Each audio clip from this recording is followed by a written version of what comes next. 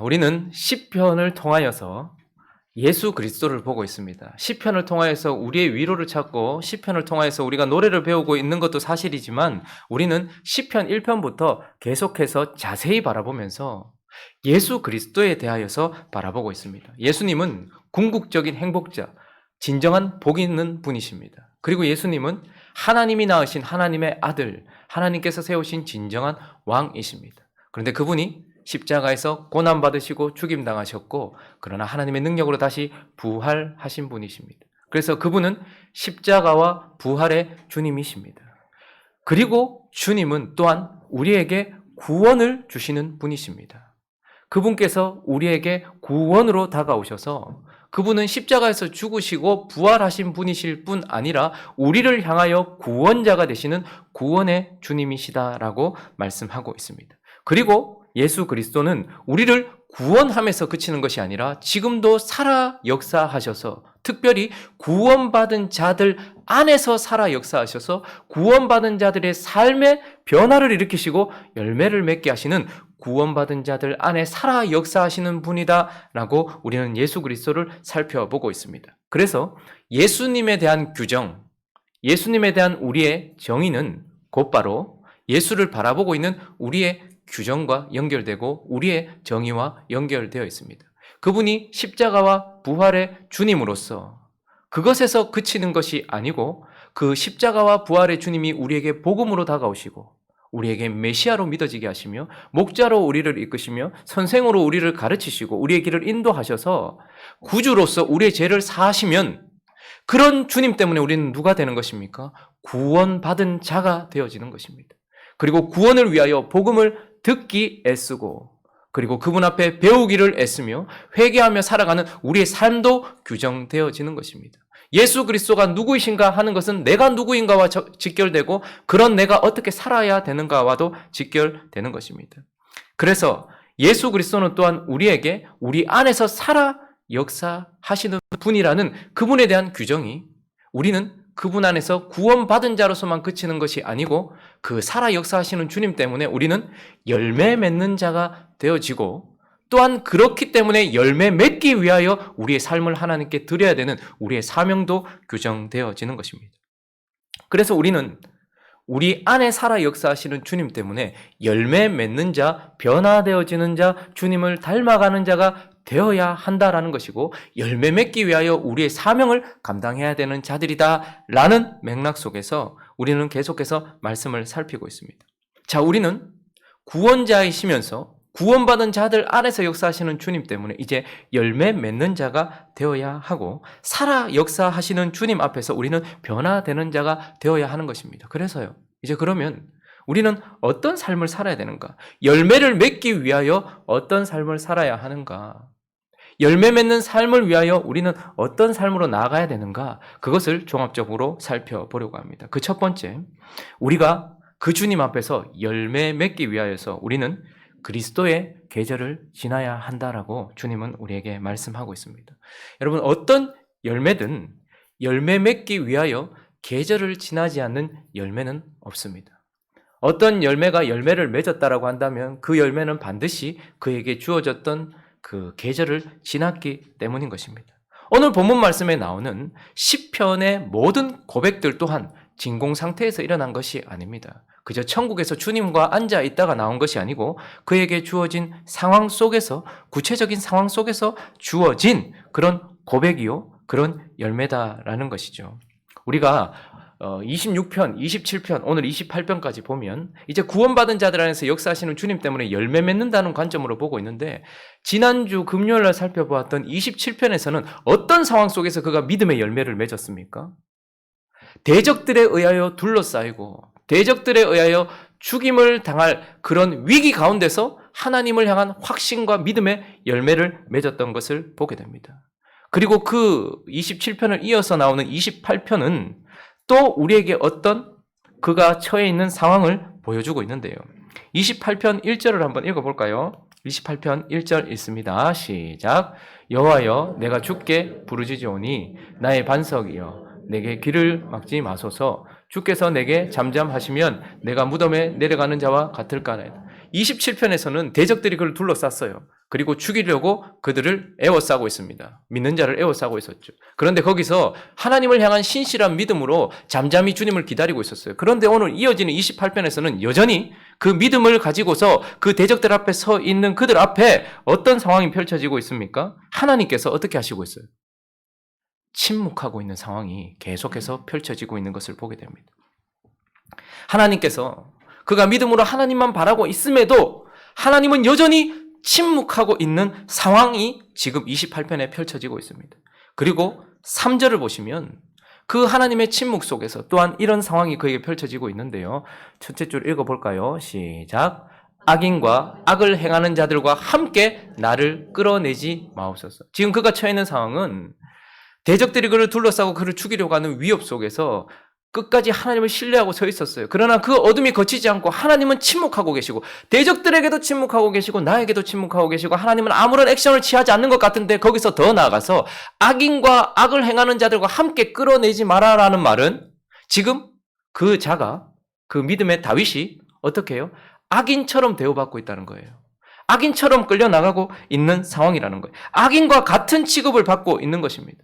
어쩌면 이 시편의 기록의 배경이 압살롬에 의하여서 반역당했을 때에 성에서 나갈 때의 상황일지도 모릅니다. 어떤 경우인지는 확실히 모르지만 어쨌든 그 성에서 아들의 반역 때문에 나갈 때도 많은 사람들은 손가락질하면서 다윗이 범죄했기 때문이었다라고 말했어요. 다윗이 하나님 앞에 잘못했기 때문이라고 말하고 저는 악한 자이기 때문에 그랬다라고 말하고 사울의 집안을 망하게 했기 때문이라고 악인들처럼 오해를 받고 악인처럼 대우받고 있는 그런 상황이었다라는 것입니다. 그런 상황 속에서 오늘 시인이 하나님 앞에 열매를 맺고 있는 것을 보게 됩니다. 하나님 앞에 이런 열매를 진공 상태가 아닌 그의 상황 속에서 고백하고 있는 것을 보게 되는 것이죠. 그런데 이 상황들을 자세히 살펴보십시오. 26편, 27편, 28편을 하나님께서 다윗의 관점을 통해서 말하고 있지만 이 상황들을 자세히 살펴보면 그의 열매를, 그의 고백을 받아내고 있는 이 상황이 곧 누구와 같은 상황인지가 우리에게 보여집니다. 지금 이 시인이 고백하고 있는 상황이 누구의 상황과 같을까요?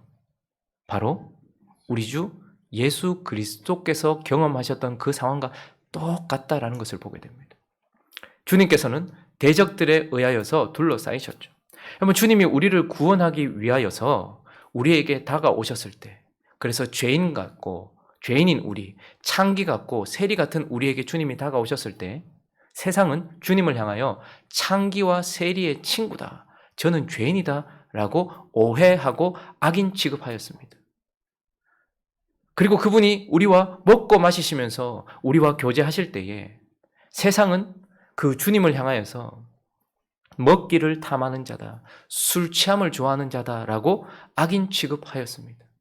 주님이 우리를 고치시기 위하여 역사하셨을 때에 귀신을 쫓아주시고 안전뱅이를 일으키시고 보지 못하는 눈을 뜨게 하시고 듣지 못하는 귀를 열어주셨을 때에 바리새인들은 주님을 향하여서 저가 바알세불에 집혀서 귀신 들린 자다라고 악인 취급하였습니다. 그리고 그분이 우리를 구원하시기 위하여 겟세마네에서 기도하고 계실 때에 그들은 검과 몽치를 가지고서 주님을 잡기 위하여 도둑 취급하였고 로마를 반역하는 반역자 취급을 하였던 것을 보게 되는 것입니다. 시편 27편을 살펴보면 예수 그리스도께서 겟세마네 동산에서 그 밤에 당하셨던 일과 똑같은 일이 다윗에게도 일어났고 다윗에게서 일어났던 일이 예수 그리스도에게 일어나신 일이라는 것을 보게 됩니다. 그러니 지금 다윗은 자신의 상황 속에서 그리스도께서 경험하신 상황과 똑같은 상황, 그 현실을 경험하고 있는 것입니다. 그래서 예수 그리스도는 유대인들에게도 악인 취급당하셨습니다. 하나님의 아들이심에도 불구하고 하나님의 백성들인 유대인들에게도 악인 취급을 받으셨어요. 그리고 로마인들에게도 범죄자 취급, 악인의 취급을 받으셨습니다. 그리고 그분의 사형이 십자가 나무 위에서 집행됨으로 인해서 율법으로도 그분은 악인 취급을 받으셨다라는 것입니다. 나무에 달린 자마다 저주를 받은 자니. 그래서 그분은 유대인에게도 로마인에게도 율법에게도 악인 취급받고 있었고 오늘 이 상황 속에서 다윗이 고백하는 것은 나를 악인과 같이 끌어내지 마십시오라고 기도하고 있는 이 상황은 결국 그리스도께서 경험하셨던 상황이다라는 것입니다. 그래서 이 시인이 이 열매를 맺고 있는 상황을 진하게 말하면 십자가의 길 위에서, 그리고 좀 더 낭만적으로 말한다면 그리스도의 계절을 지나면서 열매를 맺었다라는 것을 우리에게 말씀하고 있습니다.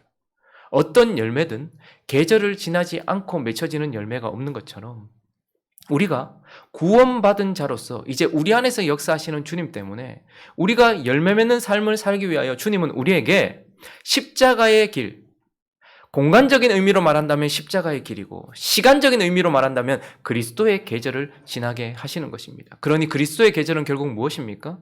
그리스도께서 걸어가셨던 것과 같은 상황을 걸어가는 것, 그게 그리스도의 계절이고, 그리스도의 계절이란 또한 지금 나의 삶의 현실 속에서 그분이 걸어가셨던 그 길, 지금 그분이 나에게 허락하고 있는 그 시간, 그걸 그리스도의 계절이라 하고, 그리고 그 그리스도께서 이 시간을 나와 함께 걸어가 주실 때 그것을 그리스도의 계절이라고 하는 것입니다. 구원받은 자는 하나님 앞에서 그리스도의 계절을 지나는 자들이고 우리는 그 시간을 지나가야만 한다라고 우리에게 말씀하고 있는 것입니다. 자, 그리고 이러한 삶으로 부름받은 자, 우리가 열매 맺기 위하여 그리고 우리 안에서 역사하시는 주님 앞에서 우리는 어떤 삶을 살아가야 되는가? 그 두 번째는 바로 합당한 열매를 맺어야 한다라는 것입니다. 계절을 지나는 과실이 열매를 맺듯 그리스도의 계절을 지난 우리는 열매를 맺어야 되는데 합당한 열매를 맺어야 된다라고 하나님은 우리에게 말씀하고 있습니다. 자, 1절 말씀을 다시 한번 보실까요? 읽어볼까요? 시작. 여호와여, 내가 주께 부르짖으오니 나의 반석이여 내게 귀를 막지 마소서. 주께서 내게 잠잠하시면 내가 무덤에 내려가는 자와 같을까? 지금 그의 상황 속에 하나님의 침묵이 느껴지십니까? 부르짖어도 응답이 없는 하나님의 침묵. 마치 주님이 겟세마네 동산에서부터 십자가에 이르기까지 그분에게 있었던 일. 그분은 대적들에 의하여 둘러싸이셨고 죽음의 위협을 받으셨습니다. 그리고 골고다 언덕까지 악인 취급을 받으면서 끌려가셨죠. 그런 상황 가운데서 그 주님이 침묵을 경험하셨어요. 하나님에 대한 침묵을 경험하셨어요. 그와 똑같이 지금 이 시인이 하나님 앞에 하나님의 침묵 앞에 본인의 침묵도 있다는 것을 보게 됩니다. 지금 이 시인은 암묵적으로 무엇이 보여주고 있습니까? 하나님이 침묵하고 계세요. 자신은 억울한 상황 가운데 있어요. 그런데 어떻게 합니까? 대적들에 대하여서 변명하지 않습니다. 자신을 끌어가는 자들에게 변명하지 않아요. 자신을 죄인 취급하는 오해하는 자들에게 침묵하고 있는 것을 보게 됩니다. 그러니 그는 이 상황 속에서 그리스도의 계절에서 어떻게 해요? 합당한 열매, 침묵의 열매를 맺고 있는 것을 보게 되죠. 그러나 그가 맺고 있는 가장 아름다운 열매는 2절에 나오는데요. 2절 읽어볼까요? 시작. 내가 주의 지성소를 향하여 나의 손을 들고 주께 부르짖을 때에 나의 간구하는 소리를 들으소서. 그는 악인들에 대하여서는 그리고 오해하는 자들에 대하여서는 침묵하고 있지만 그 입술을 누구에게 열고 있습니까? 오직 하나님을 향하여 열고 있으면서 뭐하고 있습니까? 나의 간구. 요나처럼 물고기 뱃속에서 그저 상황에 맞지도 않고 자신의 마음도 표현하지 않는 그런 상투적인 기도가 아니라 하나님 앞에서 나의 간구를 드리고 있다는 것을 보게 됩니다. 그러니 사람들을 향하여서는 여러분 하나님께서 우리의 혀를 아주 중요시 여기십니다. 그래서 이 혀는 언제나 삼중 구조로 이렇게 보호를 받고 있어요. 먼저는 뭘로 혀를 함부로 놀리지 못하도록 막고 있습니까? 우리의 이가 혀를 함부로 놀리지 못하도록 문을 닫고 있죠. 그리고 또 하나는요. 딱딱한 이가, 단단한 이가 우리의 혀를 막고 있고 또 무엇이 막고 있습니까? 부드러운 입술이 또 이것을 막고 있습니다. 이중. 그리고 또 하나는 무엇입니까? 혀를 함부로 놀리지 말라는 하나님의 계명이라는 삼중으로 우리의 입을 막고 있어요. 그래서 이 상황 속에서 정확하게 악인들에 대한 침묵을 지키고 있지만 그러나 그가 그의 입술을 열어서 하나님을 향해서는 뭘 하고 있는 열매를 맺고 있습니까? 간구하고 있는 열매를 맺고 있어요. 그런데 여기서 2절에는 간구하다라는 이 단어가 단수처럼 보이지만 원어는 복수입니다. 그러니 간구들을 드리고 있는 것이에요. 그러니까 그가 맺고 있는 열매는 한 번 드리고 만 기도가 아니고 계속해서 드려지고 있는 그의 숨이 끊어질 때까지 계속해서 드려지고 있는 간구들이라는 말입니다. 복수의 형태로 하나님이 응답하실 때까지 그는 하나님께만 부르짖으면서 기도하고 있는 기도를 하고 있는 것이죠. 그래서 복수형으로 쓰였고 또 이것이 복수형으로 쓰인 이유는 여러 기도 제목들이 보여지기 때문입니다. 3절을 볼까요? 그의 간구들에는 무슨 기도가 있는가? 3절 첫째 줄을 읽어볼까요? 시작. 악인과 악을 행하는 자들과 함께 나를 끊어내지 마. 그는 하나님께 끊임없이 계속적인 간구들을 드리고 있으면서 그 간구의 내용은 또 무엇입니까? 먼저는 자신을 위한 기도입니다. 악인과 악을 행하는 자들과 함께 나를 끌어내지 마십시오. 나를 악인 취급하는 자들에게 입술을 열어서 오해를 풀려고 한다든지 그들에게 대하여 변명을 한다든지 하지 않고 하나님께서 나의 기도를 들으시고 나를 악인과 같이 취급하지 말아 주십시오라고 하나님을 향하여 자기 자신을 위한 간구를 드리고 있는 것을 보게 되는 것입니다. 그리고 4절은요. 악인들에 대하여 또 이렇게 간구하고 있네요. 읽습니다. 시작. 그들이 하는 일과 그들의 행위가 악한 대로 갚으시며 그들의 손이 지은 대로 그들에게 갚아 그 마땅히 받을 것으로 그들에게 갚으소서.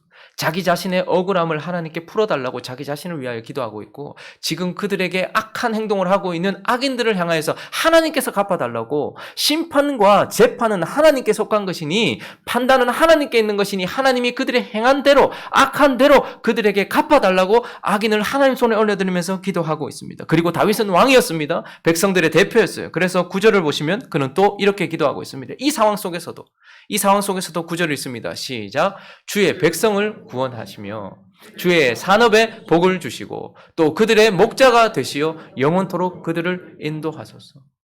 그에게 속한 백성들, 그에게 맡겨주신 백성들을 위하여 기도하고 그리고 주님께서 맡기신 산업과 사명의 복을 달라고 기도하고 있고 그리고 그 백성들을 하나님께서 인도하여 달라고 지금 기도하고 있는 것을 보고 있는 것입니다. 그러니 우리는 그리스도의 계절을 지나면서 합당한 열매를 맺어야 하는 것입니다. 침묵해야 될 때 침묵의 열매를, 그리고 입을 열어야 될 때 방향을 정확하게 설정하여 그리고 정확한 간구들을 통하여서 하나님께 합당한 열매를 맺어야 하는 것입니다. 그러나 우리가 살펴봐야 될 세 번째 주제는 그냥 합당한 열매가 아니라 그리스도의 계절을 지나면서 우리는 같은 열매를 맺어야 하는 것입니다. 우리가 그리스도의 계절을 지나면서 해야 되는 가장 큰 사명은 합당한 열매를 넘어선 같은 열매를 맺어야 된다는 것입니다. 왜 주님께서 그리스도의 계절을 지나게 하셨을까요? 왜 구원받은 자들이 그냥 천국에 가게 하시지 구원받은 자들에게 시간과 공간, 십자가의 길과 그리스도의 계절을 지나게 하실까요? 왜 그리고 주님은 그 계절을 지나고 있는 우리 안에서 역사하실까요? 그 이유는 단 한 가지입니다. 이사야서 5장이 말해주는 것처럼 이사야서 5장 1절, 2절 한번 읽어볼까요? 한번 읽어보겠습니다. 시작. 나는 내가 사랑하는 자를 위하여 노래하되 내가 사랑하는 자의 포도원을 노래하리라. 내가 사랑하는 자에게 포도원이 있으며 심히 기름진 사내로다. 땅을 파서 돌을 제하고 극상품 포도나무를 심었도다. 그 중에 망대를 세웠고 또 그 안에 술틀을 팠도다. 좋은 포도 맺기를 바랐더니 들포도를 맺었도다.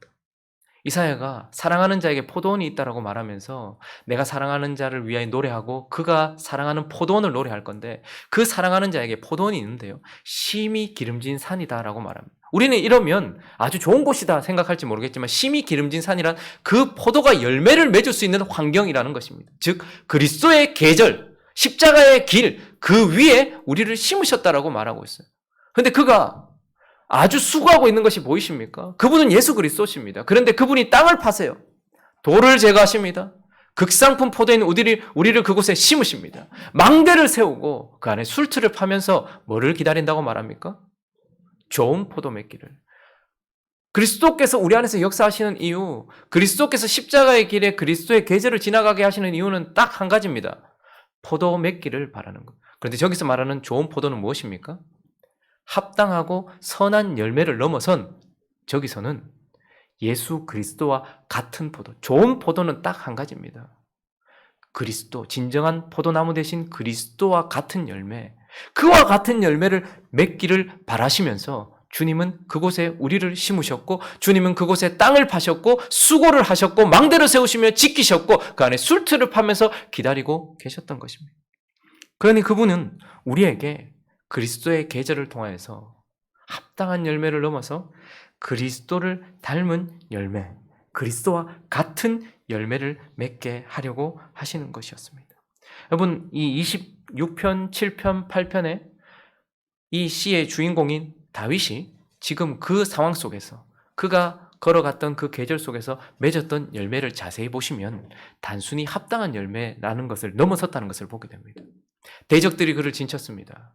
전쟁이 일어났고 그 가운데서 그를 향한 죽음에 대한 그런 공포가 있었습니다. 그러나 거기에서 어떻게 합니까? 그는 나는 여전히 태연하리로다.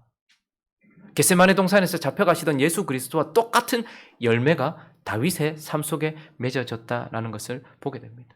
주님은 여전히 침묵하고 계시지만 그는 여전히 하나님께 간구하고 있는 그리스도께서 맺으셨던 열매와 똑같은 열매를 다윗이 맺고 있다라는 것을 보게 됩니다. 그분은 끝까지 백성들을 향하여 간구하셨던 분이십니다. 나를 위해 울지 말고 너와 너희 자녀를 위하여 울어라. 하나님, 저들의 죄를 저들에게 돌리지 마옵소서라고 끝까지 그의 기도를 멈추지 않았고 숨이 멈추는 끝까지 기도하셨고 끝까지 자기 백성들을 위하여 오늘 다윗이 주의 백성을 구원하시며 주의 산업에 복을 주시고 또 그들의 목자가 되시어 영원토록 그들을 인도하소서라고 백성들을 향해 기도했던 이 기도가 고스란히 단순히 합당한 기도가 아니라 그리스도께서 그리스도의 계절을 지나시면서 맺었던 열매다라는 것을 보게 되는 것입니다. 그래서 우리는 열매를 맺기 위하여 그리스도의 계절을 지나고 그리고 그 계절을 지나면서 합당한 열매를 맺되 하나님께서 우리에게 그리스도를 통하여 보여주신 그 그리스도와 같은 열매를 맺어야 한다라고 말씀하고 있는 것입니다. 말씀을 정리합니다. 지금 우리는 이제 가을을 지나가고 있습니다. 여러분 옷을 봐도 가을이 왔어요. 그렇죠? 그런데 우리는 동시에 그리스도의 계절을 지나고 있습니다. 두 계절을 함께 지나고 있는 것을 인식하시기 바랍니다. 가을을 지나가는 동시에 우리는 우리의 삶에 열매 맺기를 원하시는 주님께서 허락하신 그리고 주님이 같이 걸어가고 계시는 그리스도의 계절을 지나고 있습니다. 그러니 여러분 주변에서 이 가을을 지나는 동안 보여지는 아름다운 단풍과 아름답고 예쁘게 변화되고 있는 그 변화들 그리고 풍성하게 열리는 그 열매들을 만끽하시기 바랍니다. 그러나 또 한 가지 그리스도의 계절을 지나는 동안 주님이 맺으셨던 열매를 우리가 집중하여서 바라봐야 됩니다. 그분이 걸어가셨던 계절은 봄만은 아니었습니다. 여름만은 아니었습니다. 겨울도 있었고 가을도 있었고 봄도 있었고 여름도 있었죠. 그런데 우리가 그분을 집중하여 바라봐야 될 이유는 그분이 그 계절 속에서 무슨 열매를 맺었는가를 보면서 우리는 그와 같은 열매를 맺어야 하기 때문인 것입니다. 주님이 침묵하고 있을 때 여러분들은 어떤 열매를 맺으시겠습니까? 대적들이 나를 진치고 있을 때 우리는 어떤 열매를 맺어야 하겠습니까?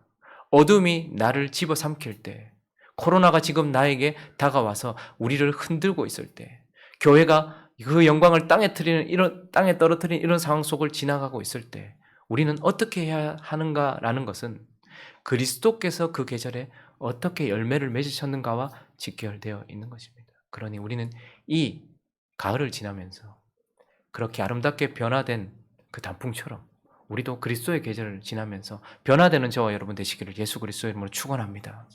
그리고 지금 저렇게 맺혀져 있는 아름다운 열매들처럼 우리가 그리스도와 같은 열매를 맺어가면서 이 계절이 혹독할 수도 있겠지만 그러나 그와 같은 열매를 맺게 되는 저와 여러분 되시기를 예수 그리스도의 이름으로 축원합니다.